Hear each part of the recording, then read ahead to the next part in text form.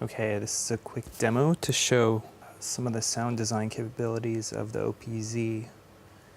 I have this mapped to the Virus TI synth, and I set a whole bunch of custom MIDI CC mappings for each of these 4 dials. So there's 4 pages of 4 dials per track, so that means you have 16 different parameters that you can manipulate on whatever you map this to. And so I was thinking it might be interesting to map these parameters on the OPZ to the Virus TI and use it as basically a sound design tool. Because what's really quite cool is you have this little randomization button sequence here. And you press this plus record. It randomizes all of the parameter values for that specific track. So for this, I have 1, 2, 3, 4, 5, 6, 7 tracks. Each of them manipulate different types of parameters. The first track is mainly just focused on timbre-based, like waveforms and nothing tuning oriented, but stuff that basically affects the oscillator shapes, the wave shapes and things. Let's see. The second one has a lot of the tuning tweaks, and you can basically tune the oscillators and mess with some of that. I believe this one has the amp and level envelopes. So anything volume oriented and balances I've included on track 3. On track 4, we have the filters. So there's 2 sets of filters on the Virus TI. So you can control those, and you can also control the envelopes of those filters, I believe. Then we have LFO1, so that's both the routing and the frequency, depth, etc. And then LFO2. And then this one is effects parameters on the virus. All right, so I've just put in a simple sequence. All of these tracks are mapped to channel 9, MIDI channel 9 on the virus, and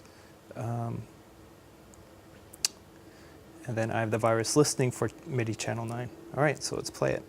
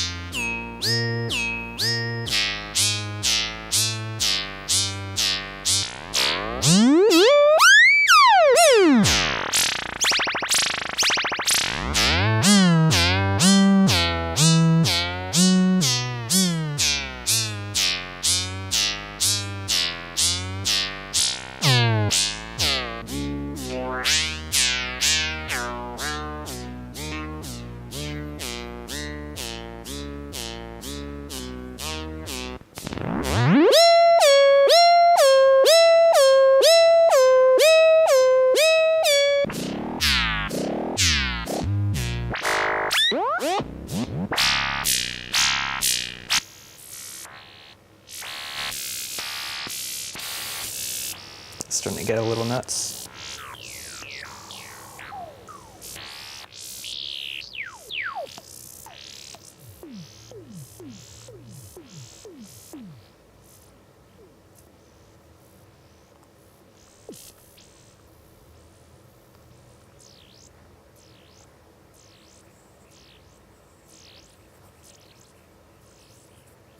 All right, now I'm gonna reload the patch again. It's gotten a little out of control.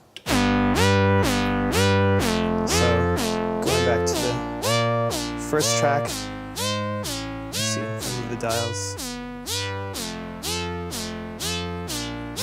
You can hear subtle changes.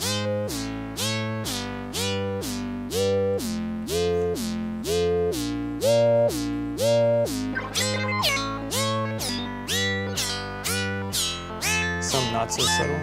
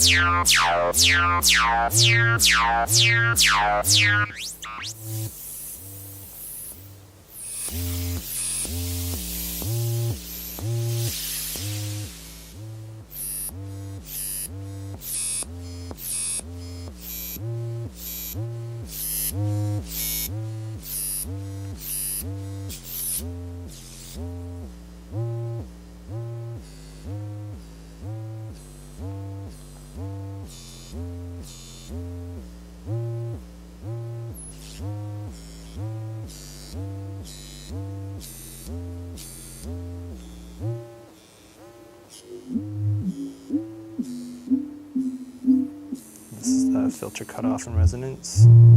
Oh, that's a little loud. I think that's filter 2.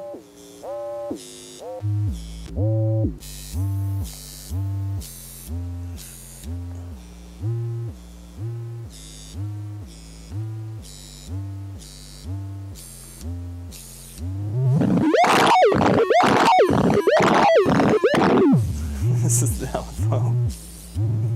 Wow, okay. Let's just go random on that one.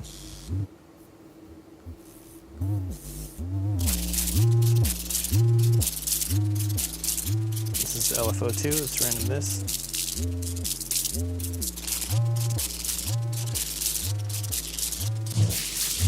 Random effects.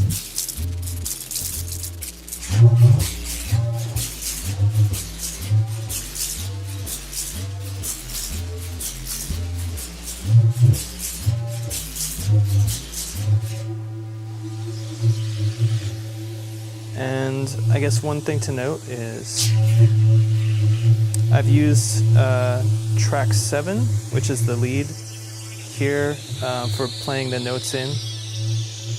Actually, I sequenced them here.